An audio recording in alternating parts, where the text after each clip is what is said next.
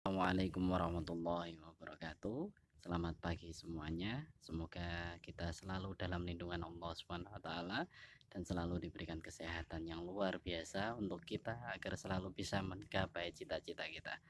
Hari ini berjumpa lagi dengan saya Muhammad Irfan Farudin untuk kembali belajar materi bahasa Indonesia.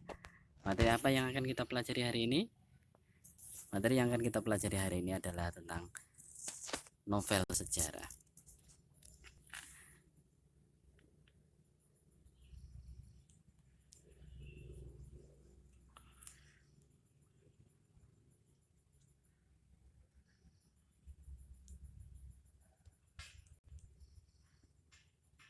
Nah, itu semuanya adalah contoh-contoh novel sejarah. Apa itu novel? Apa saja yang harus kita perhatikan dalam pembelajaran novel sejarah ini? Yang pertama yang harus kita perhatikan adalah pengertian dari novel sejarah itu sendiri. Yang kedua, yaitu struktur teks cerita sejarah atau novel sejarah itu sendiri. Dan yang terakhir yang harus kita ketahui adalah kaidah kebahasaan pada teks cerita sejarah atau novel sejarah. Baik, untuk mempersingkat waktu, kita akan pelajari novel sejarah untuk yang pertama, bagian pertama. Bagian pertama ini adalah pengertian novel sejarah. Apa sih pengertian novel sejarah itu? Novel sejarah adalah novel atau cerita yang didasarkan pada fakta-fakta sejarah yang kemudian dikisahkan kembali dengan sudut pandang lain yang tidak muncul dalam fakta sejarah. Misalnya kegemaran, emosi, dan keluarga. Yang kedua, yaitu struktur teks cerita sejarah. Apa sajakah yang ada pada struktur teks cerita sejarah ini? Yang pertama adalah pengenalan situasi cerita atau eksposisi atau orientasi. Pengenalan situasi cerita ini biasanya pengarang menceritakan terlebih dahulu siapa tokoh yang akan diceritakannya, serta biasanya pula pengarang menceritakan pula perkenalan cerita itu sendiri apa, mau menceritakan tentang apa, mau menceritakan tentang peperangan kah, menceritakan tentang perjuangan kah, atau menceritakan tentang hal-hal lain yang bisa membuat orang lain itu terkesan. Yang kedua adalah pengungkapan peristiwa. Nah, setelah tokoh-tokoh itu disampaikan di bagian pengenalan situasi cerita, yang kedua adalah pengungkapan peristiwa. Ada peristiwa apa saja yang disampaikan oleh pengarang dalam cerita-cerita itu. Yang ketiga, menuju konflik. Dalam sebuah peristiwa-peristiwa yang diungkapkan tadi, pasti ada rentetan yang membuat peristiwa-peristiwa itu menuju ke bagian permasalahan atau konflik. Nah, itu pengarang menceritakan bagian-bagian yang menuju ke sebuah permasalahan atau konflik. Yang keempat adalah puncak daripada konflik itu sendiri, atau biasa disebut dengan klimaks.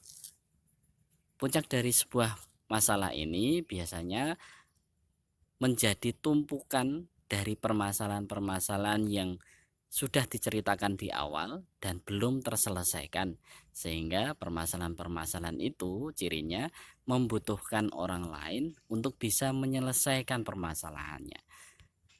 Dan yang kelima adalah penyelesaian atau evaluasi atau resolusi, atau biasa pula disebut dengan penurunan.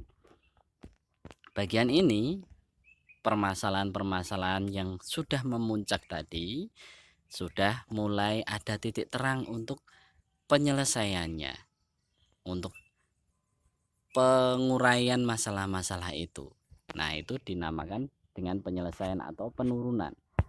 Dan yang terakhir adalah koda atau akhir dari cerita itu. Di sini pengarang menyampaikan akhir dari sebuah cerita yang disampaikan. Nah, itulah yang disebut dengan struktur teks cerita sejarah.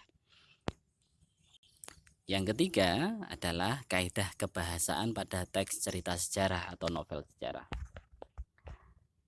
Apa itu kaidah kebahasaan? Kaidah kebahasaan merupakan struktur atau hal wajib yang ada dalam penulisan teks sejarah. Apa saja? Yang pertama adalah menggunakan banyak kalimat bermakna lampau. Kalimat-kalimat yang menceritakan informasi itu sudah terjadi. Contohnya, prajurit-prajurit yang diperintahkan membersihkan gedung bekas asrama setelah tugasnya selesai. Itu contoh, berarti prajurit-prajurit itu setelah tugasnya selesai diminta untuk membersihkan asrama. Yang kedua adalah menggunakan banyak kata yang menyatakan urutan waktu atau konjungsi kronologis atau bisa disebut dengan konjungsi temporal. Di kelas 11 kemarin kalian sudah tahu apa itu konjungsi temporal.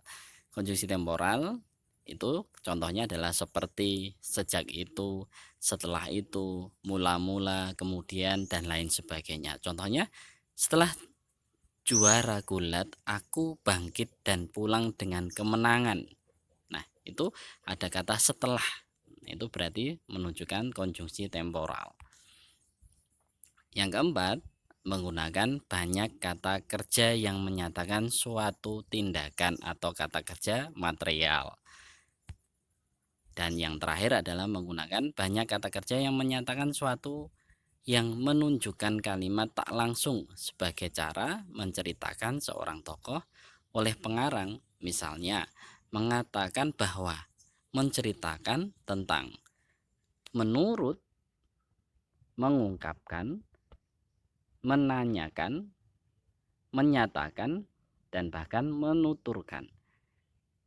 Keempat urutan tadi merupakan urutan kaidah kebahasaan yang harus ada dalam cerita novel sejarah. Demikian tadi informasi tentang novel sejarah yang bisa kalian terima, kalian dapatkan dari saya. Kurang lebihnya mohon maaf. Terima kasih telah menyimak video ini. Semoga selalu dimudahkan oleh Allah dalam menggapai semua cita-citanya.